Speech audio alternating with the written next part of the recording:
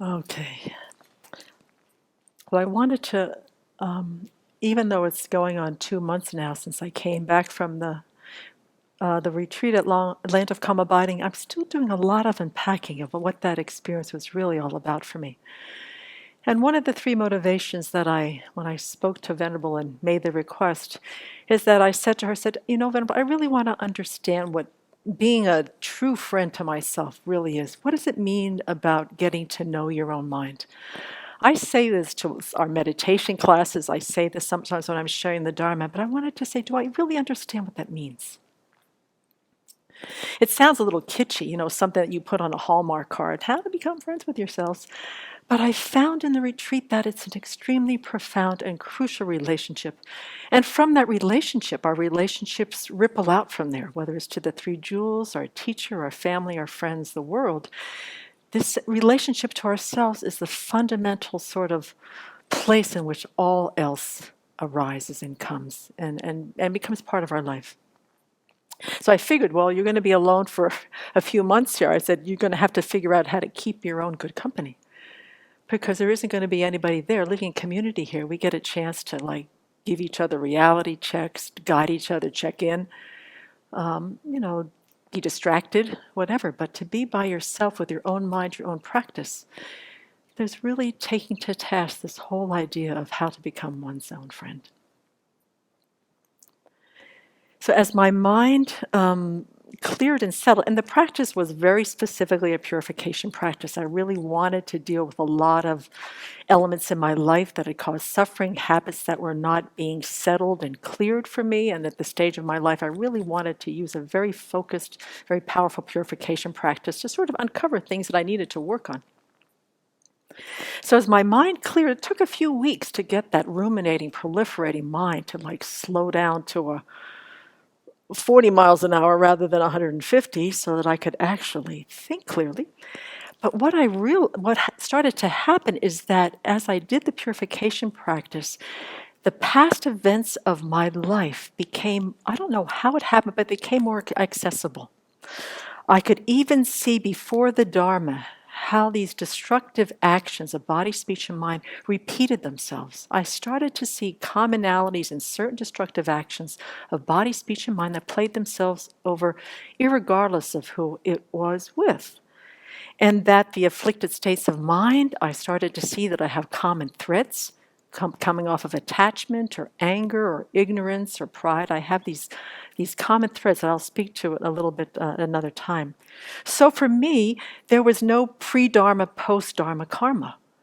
There were these particular destructive actions that played out since I was, young child, mid-teens, young adults, that repeated themselves even after I met the Dharma.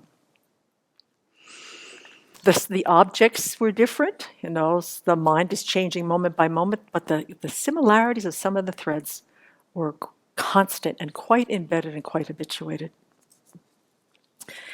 So the major practice, I believe, at least coming out of that retreat, is that purification, which I think is one of the most beautiful gifts that the Buddha gave us in the world, is one of the most powerful ways in which we can really draw closer to ourselves. It really helps us clarify what we're doing to create the causes for suffering, what we're doing to create the causes for our own happiness, and how self-grasping ignorance and the self-centered thought are huge wedges between our relationship to ourselves and our relationship to our Dharma practice. So as I was looking over the course of my life, it was so incredible. It's like watching old movies. Those old reel-to-reel movies on the old movie cameras? Because I'm old enough that we had those, that looking back at my life, it was like watching old movies. But it brought to the forefront when I abandoned or disregarded my integrity. What I really deeply value, what I hold most dear, what virtuous qualities, what states of mind, the way I want to act in the world, when I ever abandon those things that I truly treasure, that I hold really close to my heart, when I abandon them, without exception, trouble followed, suffering followed, restlessness followed, the end of relationships followed.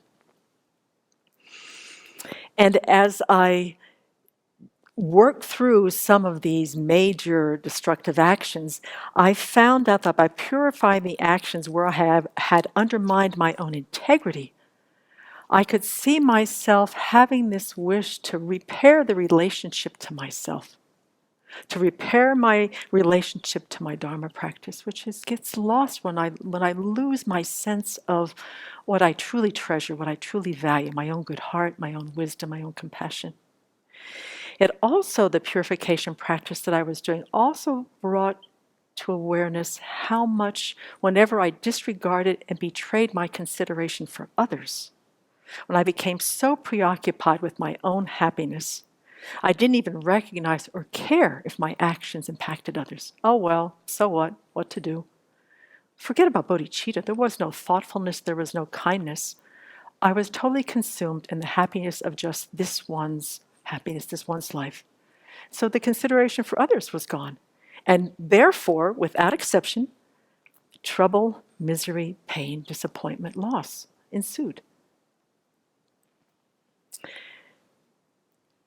And so as I continued to explore what it meant to have a true friendship with myself, I also came to realize that purification requires a deep honesty, a deep compassion, and a deep wisdom, because I saw that by losing track of both my integrity and my consideration for others, I couldn't discern what to abandon and what to cultivate. I was forever fooling myself, justifying my bad behavior, and if I caught myself in some destructive habit, then I'd go ahead and beat myself up. So I didn't have these three very crucial components, at least in my purification practice, that sort of sustain it and help me to look at some things that are not really great to look at, not very, pleasant to remember.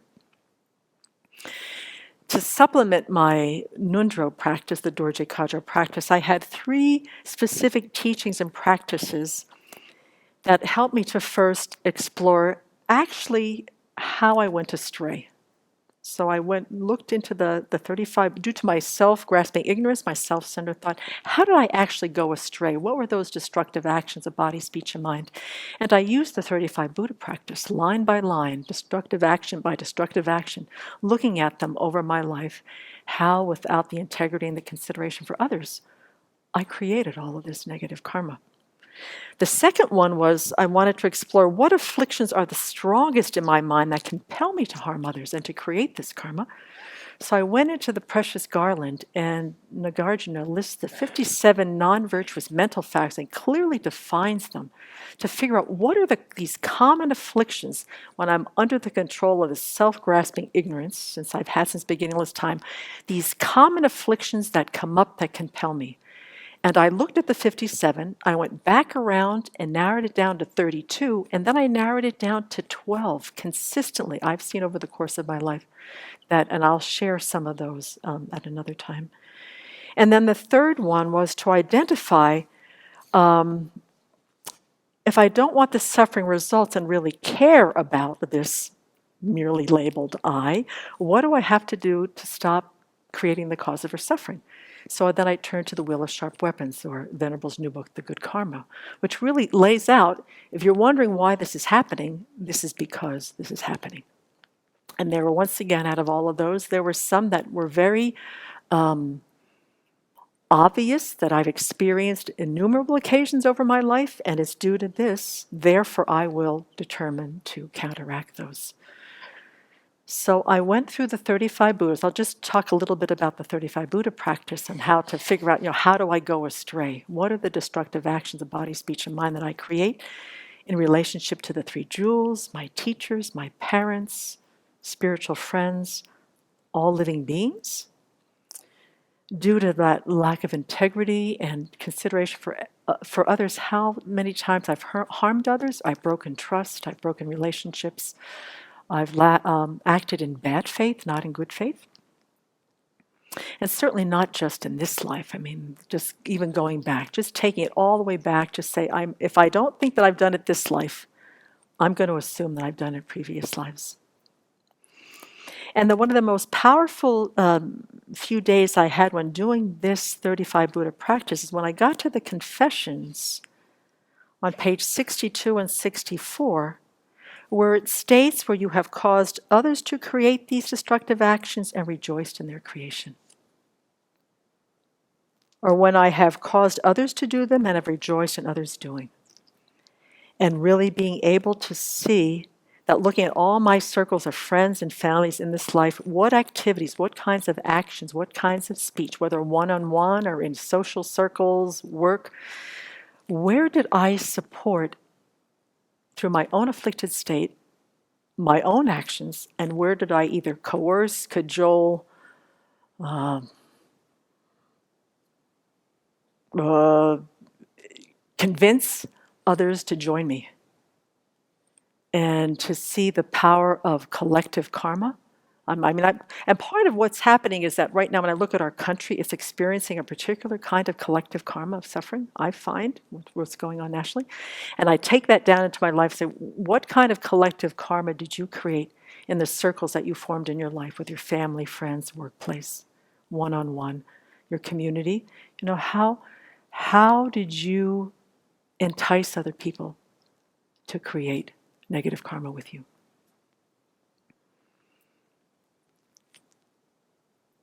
And that became sort of an impetus to really fuel this beautiful idea that having consideration for others is to deeply understand that what we do impacts other people.